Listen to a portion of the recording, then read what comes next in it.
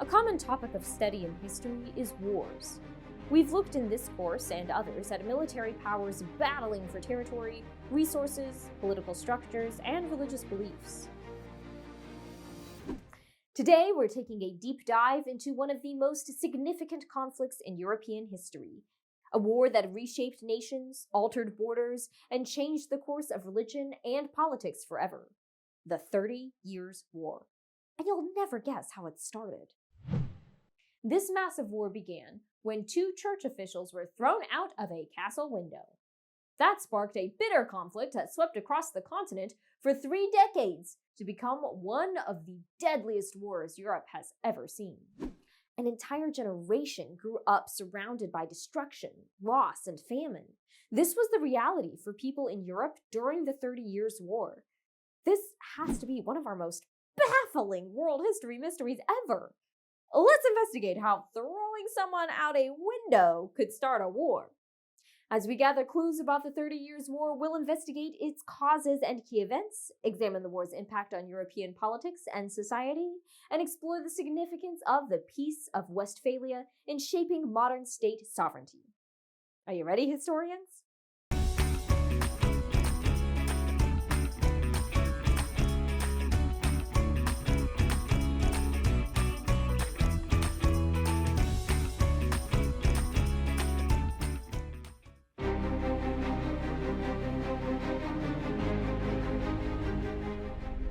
So how could one dramatic event, like tossing someone out a window, ignite a major conflict like this one?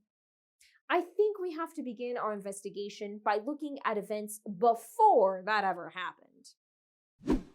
To understand the 30 Years' War, we first need to know about the Holy Roman Empire, a large group of territories in Central Europe ruled by an emperor, where different leaders often controlled their own regions. You might wonder, didn't the Roman Empire fall centuries earlier? Yes, it did. After the Western Roman Empire fell in 476 CE, its territory split into smaller kingdoms. Over 3 centuries later, the Pope crowned Charlemagne. You may remember him from an earlier lesson on feudalism as Emperor of the Romans, hoping to revive a powerful Christian empire. This led to the Holy Roman Empire, which united independent states under a loose structure with an emperor chosen by regional leaders and influenced by the Catholic Church. Throughout the Middle Ages, the Holy Roman Empire functioned with the Catholic Church serving as a common thread. The 30 Years' War, 1618 to 1648, changed all that. It began as a religious conflict between Catholics and Protestants, but grew into a political struggle involving many European powers. Ferdinand II, Emperor of the Holy Roman Empire, wanted to mandate Catholicism across the empire. However, nobles who followed the new Protestant teachings wanted to maintain their religious freedom. What do you think might happen when one ruler tries to mandate everyone's religion? Tension developed between Catholics and the Protestants in the empire. That tension soon increased.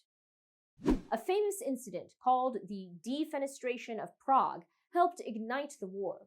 In 1618, Protestant nobles in Bohemia, a kingdom in the Holy Roman Empire, were frustrated with the Catholic rulers. During a heated argument, the Protestant nobles threw 2 of Ferdinand's Catholic officials out of a castle window in Prague. Thus, the defenestration, which literally means to throw someone out a window. Although the officials survived, this act symbolized the growing tension and conflicting beliefs between the 2 religious groups. Soon other Protestant states rose up against Ferdinand, and the war had begun. As the war continued, it drew in other powerful countries. Why might countries that were not directly involved want to join this conflict? Pause here to respond.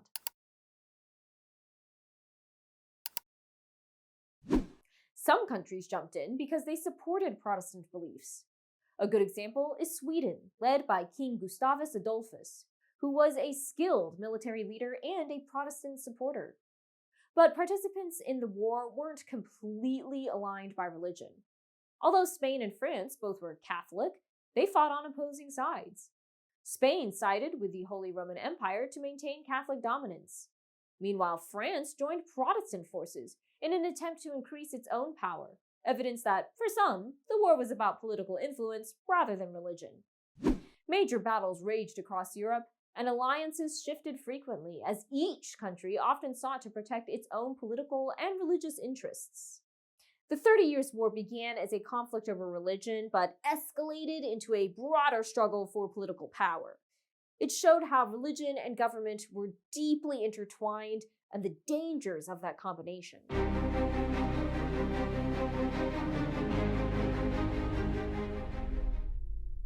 The 30 Years' War raged across Europe for 3 decades, impacting the entire continent in many ways. Its devastation weakened some traditional European powers, which led to shifts in political structures. It also highlighted reasons for separating religion from political authority. What impact do you think the war may have had on societies? Armies for both sides roamed across the continent, destroying towns, farms, and villages as they went. This led to massive suffering, with people dying not only from battle, but also from famine and diseases that spread after the destruction. In some areas, it's estimated that the population dropped by up to a third due to the war. Crops were destroyed, trade routes were disrupted, and towns were left empty. Economies collapsed in many regions, and people struggled to survive. Since some countries, like France, joined the war to increase its own power, it's not surprising that some political structures shifted when the war ended. Questioning authority and traditional government structures, such as the feudal system, increasingly occurred during this period. What impact do you think the war might have had on political structures in Europe? The war weakened the Holy Roman Empire, which had been a major power in Central Europe. Instead of a strong empire, it became divided into more autonomous or self-governing states. The Holy Roman Empire survived, but was never the same. Meanwhile, countries like France and Sweden grew stronger. France, especially, took advantage of the empire's weakening to increase its own influence, making it a leading European power. But think back with me. The 30 Years' War didn't start because of political differences. It began as a religious conflict. So what impact do you think the war could have had on the religions involved? The 30 Years' War deepened the religious divide between Catholics and Protestants.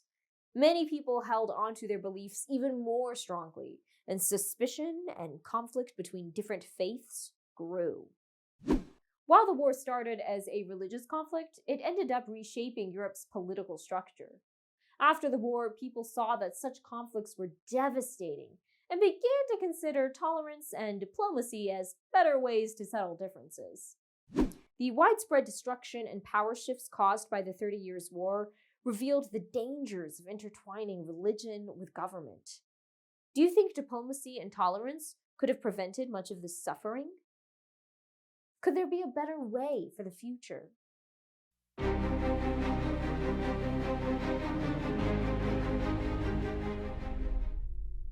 After 30 long years of fighting, European leaders realized they needed peace. In 1648, representatives from the warring countries met in Westphalia, a region in Germany, to negotiate. This series of treaties, known as the Peace of Westphalia, ended the 30 Years' War and had important consequences for Europe. Think back to the social, political, and religious impacts of the war. What might be some changes that the Peace of Westphalia could bring about? Pause here to respond. First, the treaties allowed rulers to choose the official religion of their own territories, which reduced religious conflict. This idea was similar to the Peace of Augsburg from earlier years, but applied to a broader range of Protestant faiths. Perhaps more importantly, the Peace of Westphalia introduced the idea of state sovereignty, where rulers could govern without outside religious interference. Why do you think state sovereignty was such an important idea? Simply, the idea of state sovereignty, as outlined in the Peace of Westphalia, paved the way for modern nations. Before this, large empires, like the Holy Roman, often controlled smaller territories. The treaties emphasized that each ruler had power over their own land and its people. How do you think some rulers felt about the idea of losing control of other regions? Although some in power may have disliked the idea, this concept of sovereignty became the foundation for modern nation states. A nation state is a country where most of the people share the same culture and they live under one government, like most countries today. The Peace of Westphalia also marked a significant step towards separating religion and government in European politics. If you were a smaller nation, how would the concept of sovereignty help you protect your country? The treaty redrew Europe's borders, leading to a balance of power that prevented any one country from dominating the others. For example, France gained land, the Holy Roman Empire became a collection of more independent states, and Sweden increased its influence. Smaller countries could now determine their own future as well. The Peace of Westphalia changed Europe from a collection of overlapping empires into more distinct autonomous states. This led to the development of modern countries as we know them today.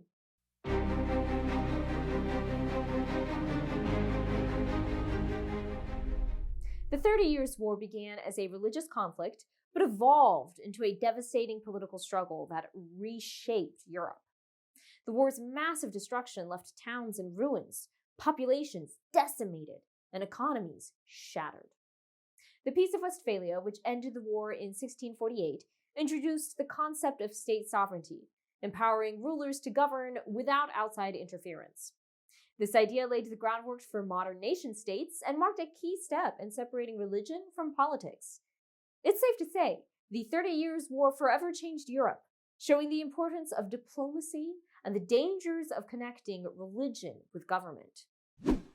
And to think that it all started when a couple of people were thrown out a window.